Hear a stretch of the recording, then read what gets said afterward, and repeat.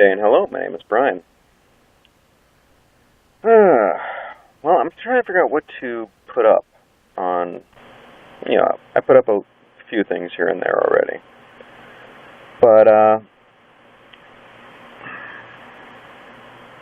I guess it's one of those things like, I need more feedback. That's part of the reason I put this stuff up in the first place, is to get feedback. To see what people think, whether they think I'm full of crap, or if they actually think it is interesting or useful in any such way. And so, of course, yeah, I've had, I guess it's a good number of views for a starter type thing. But, of course, I'm completely new at doing this. And I'm trying to figure out, of course, what to talk about, because I don't want to be completely self-centered and just talk about whatever's on my head. Not to say that a lot of people don't. But part of using the different tools and thinking about different things and stuff is also listening. If you're talking and you're not getting any feedback, well, how do you judge responses? How do you judge, or is there any interest in what you're talking about? All these other things. It does seem to be some interest in this, but then again, like I said, maybe it's just like, oh, okay, this guy's talking about something, let's see what this is. But other than that, I get no feedback. So, part of this is asking people to, actually respond, for anyone who actually has watched any of these things and is watching this. But two is, I guess what this video will be about is, why did I put some of this stuff up? And sort of like, how did I start doing some of the stuff I do right now? Because in general, I'm a very thoughtful person. I like to think about things. It's what I like doing. So someone actually, over time I've had quite a few different people who've pretty much said, this is just summing up a couple different things, is they ask me questions to see like how I solve the problem, because it's like I come up with these really great solutions or great possibilities. And eventually, not that I got tired of working on the answers, but I wanted to help people figure it out on their own.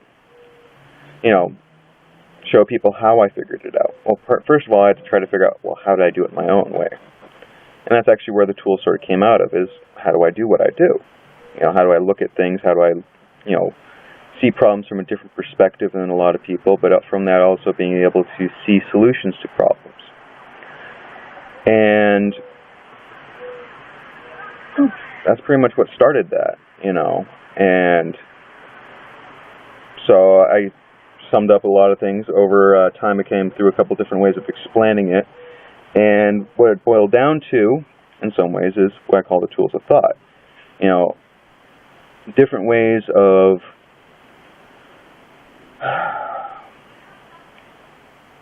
well, okay. A lot of people say what I do is philosophy.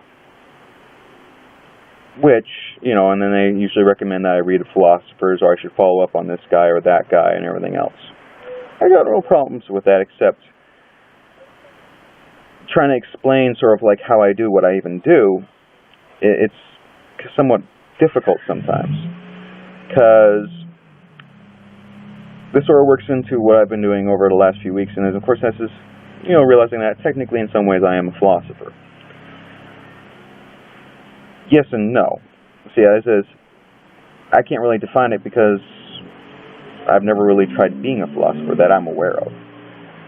But, is when I ask people what is philosophy, the most common answer I get is a person's perspective on something. Sort of. Or how you look at things, or how you do things. Which is true somewhat with what I do. But that's not how I even look at that. Because in some ways what I am able to do using these tools is to look at other people's philosophies, other people's view of the world, and put it together, and from there also craft my own view of it. I have my own view and such. I look at the world a lot differently than other people. But how do I look at other people's view and try to understand that? So in some ways, the tools of thought, though they might technically be philosophy, or even how I do stuff is philosophy, it's more of a process than a vista. The reason I use it that way is because a lot of ways when people present the idea of what a philosophy is, it's like you get to a certain point and you look out and this is what you see. What I do, well, at least what the tools do, is it's not necessarily the vista that you get, it's how to get to those vistas.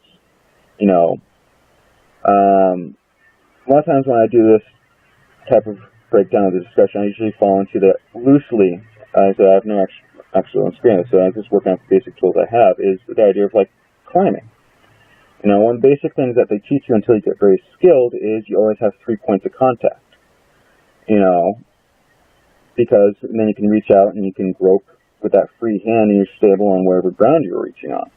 Well, that's sort of what the tools are. They're the ability to climb. You know, they're the ropes, the chalk, whatever else. You know, like I said, I'm not a rock climber, so I can't actually use this properly, probably.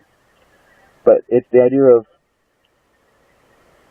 not necessarily giving someone the perspective, but showing them how to find the perspective,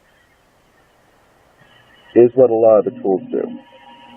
So, and that is sort of the difference in a lot of ways with how these things work, is you reach your own conclusions.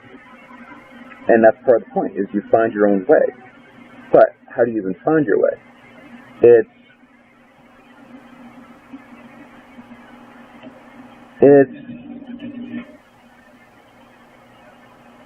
It's like dropping someone off at a location versus showing them how to get to a location.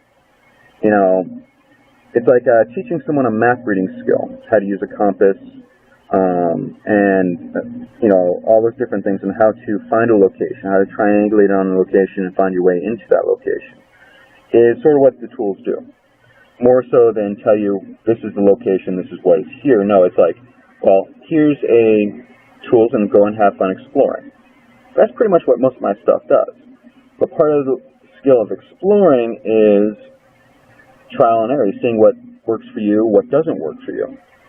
You know, and also from there learning the different things you need to do for planning for looking at different stuff. You know, how far can you go within a certain time frame, what type of supplies you need for a certain type of trip. Like if you're going to climb Mount Everest, you probably want to do some research first to see, well, how long would it take? 1. 2, what type of equipment you need. Initially, you might need some cold weather and stuff, and of course, more extreme cold weather towards the top, and also oxygen masks, and of course, what type of food supply you need to actually go through the different trip.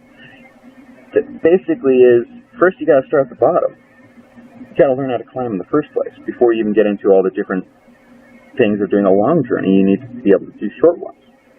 And in some ways, like I said, even on a long journey, you use the same tools as you would on a short journey. It's just that you do the short journeys to build up until you can get more skilled at doing a long journey. Well, I don't know, I just felt like talking for a little bit, and well, maybe someone actually does pay attention and read this. Or, not read this, watch this. And if you pull anything out of this, well, cool. Like I said, I'm looking for feedback. Pretty much, I'm dangling in the wind somewhat right now. It's like, oh, this is all this cool stuff. But, you know, I want to talk to some people face-to-face, communication type skills. I get some feedback. But I wanted to get a broader audience, get more feedback to refine it a little bit more. You know, see if it actually is interesting to other people, or if it's just whatever it is. You know, I need feedback. And, well, thank you for listening to some of this. I hope you have a beautiful day.